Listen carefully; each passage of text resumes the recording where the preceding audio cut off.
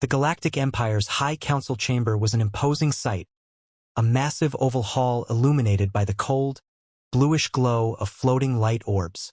Dozens of alien species, each with unique forms, colors, and features, sat in their designated seats, arranged in tiers around the room. At the center stood Supreme Vizier Zalmak, his 6 eyes scanning the gathered council. The vizier's voice boomed, amplified by unseen technology. The species known as humans have expanded into sectors under imperial observation. Their unregulated growth, technological escalation, and uncooperative diplomacy make them a threat to our order. Their arrogance knows no bounds. A reptilian delegate clicked its claws against the table. Why not subjugate them as we have others? Their fleet is laughable. Their worlds, ripe for harvest. Another alien, covered in bioluminescent nodules, let out a guttural hiss. We must proceed cautiously. Humans are unpredictable. Reports suggest their rapid adaptation outpaces many species we've encountered. Unpredictable, sneered Zalmak. A primitive species with less than a century of spaceflight? They are vermin in the grand tapestry of our galaxy. We will present them with an ultimatum. Submit to the Galactic Empire, or be destroyed.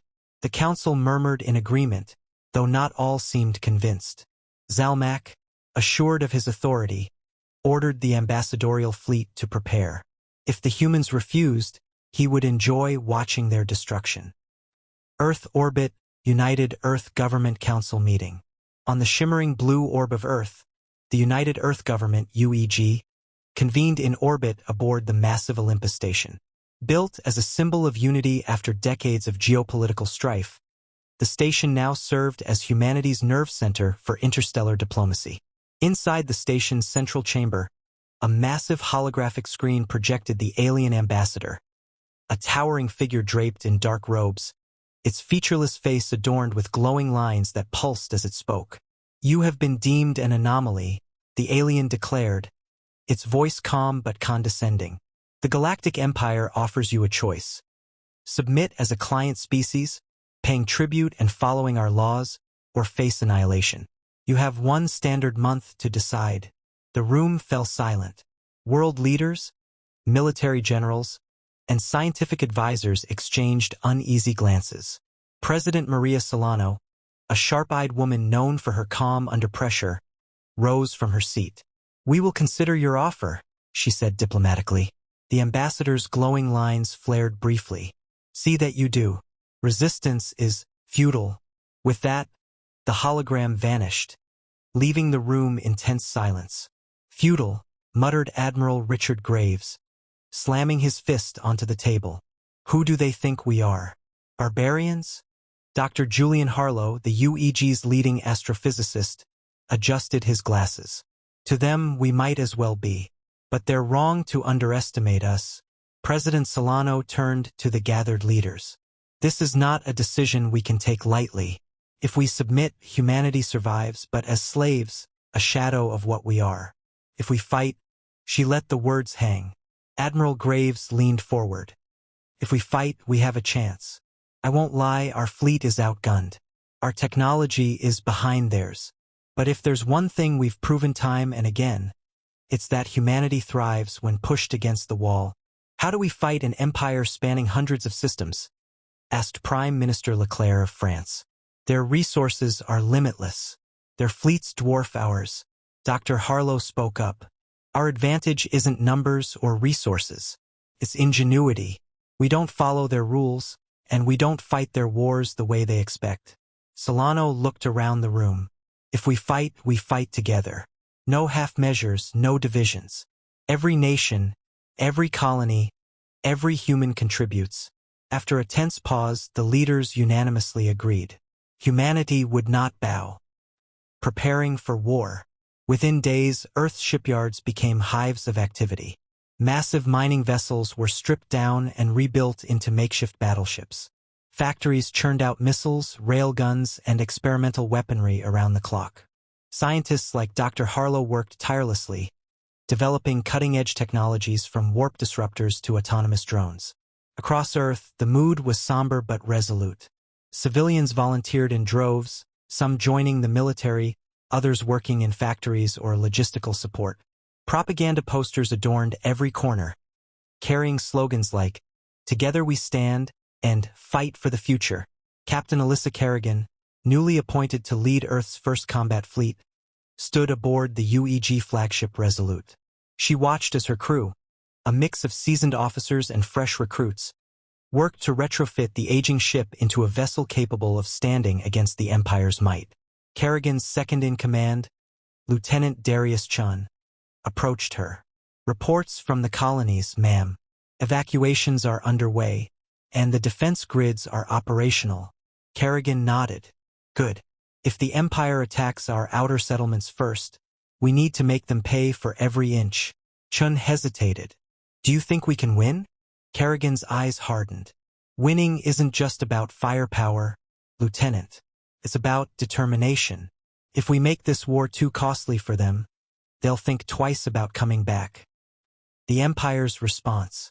In a distant system, the ambassadorial fleet returned to the Empire's staging grounds.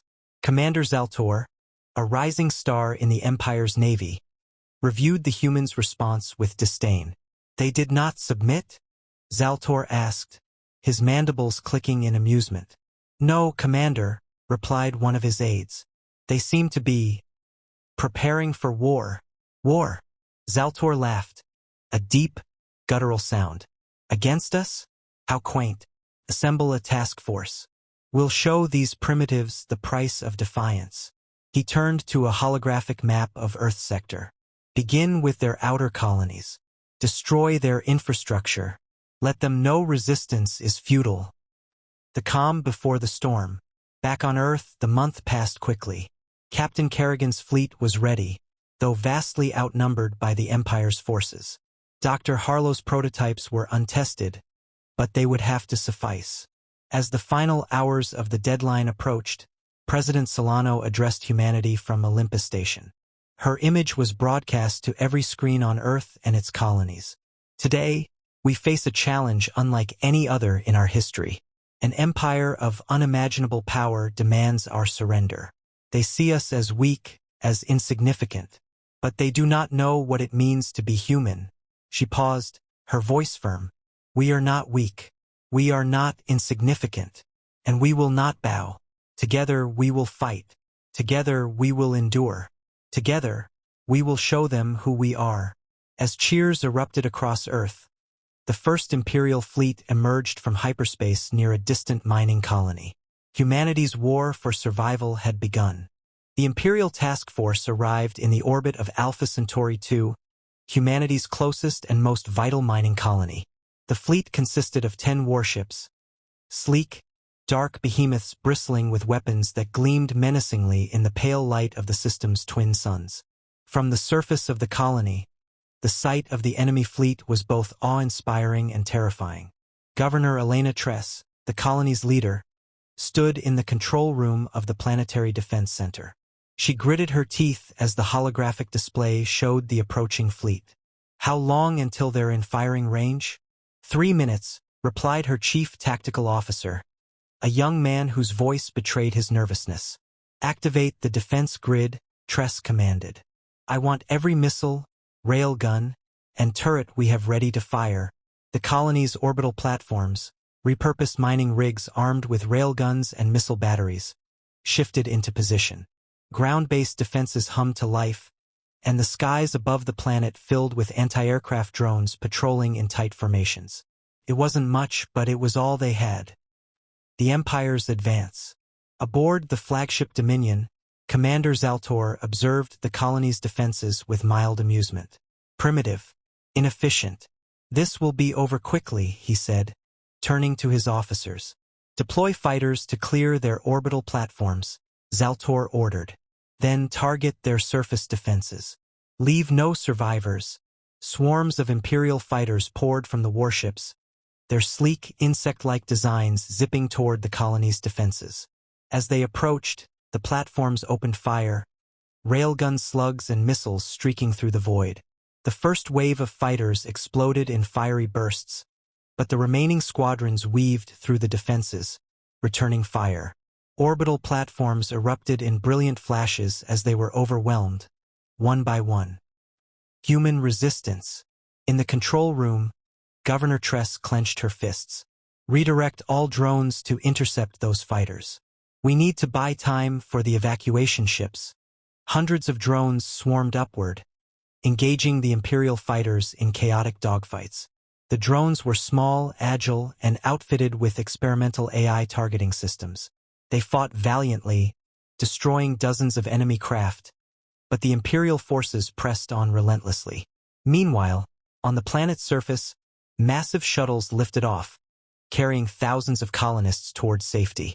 Civilian volunteers coordinated frantic efforts to load as many people as possible onto the limited ships. One shuttle, overloaded with evacuees, struggled to ascend. A missile from an Imperial fighter streaked toward it. The missile struck true, engulfing the shuttle in a fiery explosion. Cries of horror and despair echoed through the control room as Governor Tress witnessed the tragedy. A desperate gamble. Governor, the tactical officer called out. His voice filled with urgency. The defense grid is failing. The Imperial ships are moving into bombardment range. Tress inhaled sharply. They couldn't hold out much longer, but surrender was not an option. Patch me through to Fleet Command, she ordered.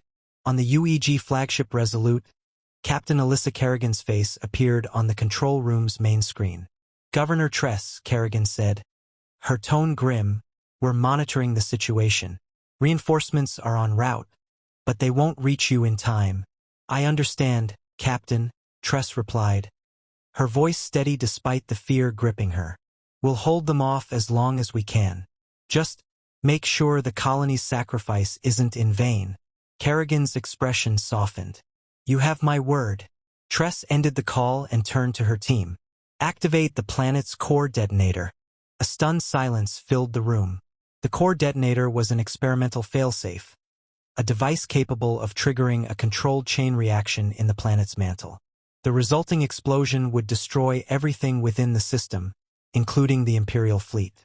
Governor, if we do this, I know, Tress interrupted, but if we don't, the Empire will annihilate us anyway and take what they want. Better to deny them the prize and show them what humanity is capable of. The last stand. As the Imperial fleet prepared to bombard the surface, the colony's remaining defenses launched a final, desperate assault. Ground-based cannons fired at the warships, and drones made suicidal runs against enemy fighters. The colonists, armed with repurposed mining lasers and railguns, fought on, even as the odds became insurmountable. In orbit, Commander Zaltor watched the battle with satisfaction. They fight well for primitives, he mused. But it changes nothing. Begin the bombardment. Massive energy beams lanced down from the Imperial warships, carving into the planet's surface. Explosions erupted across the colony as entire districts were obliterated. In the control room, Governor Tress activated the core detonator. The ground beneath the colony began to quake as the device initiated the chain reaction. This is Governor Elena Tress of Alpha Centauri II. She broadcast to the Empire and humanity alike.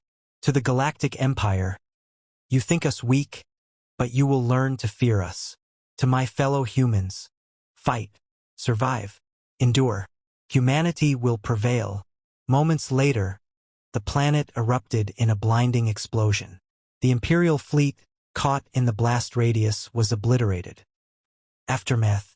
Aboard the Resolute, Captain Kerrigan and her crew watched in stunned silence as the destruction unfolded on their screens. The entire Alpha Centauri system was now a field of debris and fire. Dear God, Lieutenant Chun whispered. Kerrigan clenched her jaw. They gave their lives to send a message. We won't let their sacrifice be in vain. The loss of Alpha Centauri II sent shockwaves through both the Empire and humanity. For the Empire, it was an unexpected and costly blow. For humanity, it was a rallying cry. The war had begun, and humanity had shown that it would fight with everything it had, even if it meant destroying itself to deny victory to its enemies. The destruction of Alpha Centauri II was a devastating tragedy, but its impact rippled far beyond the debris-filled void it left behind. Across human space, anger burned hotter than grief. The sacrifice of Governor Tress and her people became a rallying cry, igniting a fire that no empire could extinguish. Mobilizing humanity. On Earth, the United Earth Government, UEG headquarters was a hive of frantic activity. Delegates from all human colonies had gathered to decide humanity's next move. The vast chamber buzzed with heated arguments, the air heavy with the tension of impending war. At the center of the chaos stood Admiral Marcus Hayes, a towering figure with a presence that demanded attention. He pounded his fist on the table, silencing the room. "We no longer have the luxury of debate," Hayes barked. "The Empire has declared war, and we cannot afford hesitation. Alpha Centauri II has already shown us the cost of inaction. But our fleets are still underdeveloped compared to theirs," protested a representative from Titan. "This war could mean the end of humanity."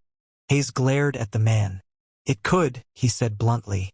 "But if we surrender, there won't be a humanity left to save. Our only chance is to strike back and strike hard." The room fell silent. Finally, President Asha Malik, leader of the UEG, rose to speak. "Admiral Hayes is correct," she said, her voice firm. "The Empire believes us weak because we are divided. It's time to prove them wrong. From this moment forward, we fight not as separate colonies, but as one species. Humanity united, building the resistance." Even as the UEG debated, humanity's ingenuity was already in motion. On Mars, engineers worked around the clock to retrofit mining ships into makeshift warships. On Luna, scientists pushed the limits of experimental weapons technology. Across the colonies, civilians volunteered in droves, eager to defend their species. Among the volunteers was Ethan Voss, a former miner from the asteroid belt. After losing his sister in the attack on Alpha Centauri II, Ethan had enlisted in the Earth Defense Force (EDF) without hesitation. Now he stood in the cramped confines of a newly retrofitted frigate, the Resolute Dawn, alongside dozens of other recruits. "You scared, Voss?" asked Lila, a sharp-eyed woman in her mid-30s. Ethan nodded honestly. "Yeah, but it's better than doing nothing." Lila smirked. "Good answer. Fear keeps you alive. Just remember, we're fighting for everyone who didn't get a choice." The Resolute Dawn was part of Task Force Aegis, a small but rapidly growing fleet under Admiral Hayes' command. Their mission: to strike at Imperial supply lines and delay their advance long enough for humanity to build a proper resistance. The first counterattack. The task force's first target was an Imperial logistics hub orbiting a barren moon. The station served as a vital refueling and resupply point for the Empire's forward fleets. Destroying it would cripple their ability to maintain a prolonged offensive in human space. As the task force approached the station, Ethan and the rest of the crew prepared for their first battle. "All hands to battle stations," the captain's voice blared over the intercom. Ethan manned one of the frigate's railgun turrets, his hands shaking slightly as he adjusted the targeting controls. Beside him, Lila barked instructions, her tone calm and commanding. The Imperial station loomed ahead, flanked by 2 escort ships. The Empire hadn't expected a direct attack, and their defenses were minimal. "Engage on my mark," Admiral Hayes' voice came through the fleet's comms. "Mark!" The Resolute Dawn and its sister ships opened fire, railgun slugs and missiles streaking toward the station. The escort scrambled to respond, but the task force's surprise attack overwhelmed them. One escort exploded in a fireball, and the second was crippled within minutes. Ethan's railgun fired repeatedly, each shot a calculated effort to disable the station's defenses. His pulse raced as the enemy's return fire rocked the frigate, but he focused on his task. "Direct hit," Lila shouted as one of Ethan's shots destroyed an enemy turret. Finally, the station's core detonated, sending shockwaves through space. Cheers erupted across the task force as the target was obliterated. The Empire reacts. News of the attack spread quickly, reaching the Imperial capital within days. For the first time, the Empire realized that humanity would not go quietly. In the Imperial Senate, debate erupted over how to handle the humans. "These creatures are more resourceful than we anticipated," said Senator Vrack, his tone cautious. We must approach this conflict carefully. Nonsense, retorted General Kaeldrak, a hardliner. Their resistance is nothing more than a nuisance. We will crush them like the vermin they are. From his throne, Emperor Kaelus observed the proceedings with cold detachment. Finally, he spoke. Enough, the Emperor said, his voice silencing the room. The humans have chosen war. Let us show them the cost of defying the Empire. Deploy the Second Fleet. Unity amidst adversity. Back in human space, the victory at the logistics hub fueled hope and determination. Across the colonies, people celebrated, but they also worked harder than ever to prepare for the battles to come. In the quiet moments after the battle, Ethan and Lila sat in the frigate's mess hall. You did good out there, Lila said, clapping Ethan on the back. Ethan managed a small smile. Thanks. But this is just the beginning, isn't it? Lila nodded. Yeah, but it's a start. And sometimes that's all you need.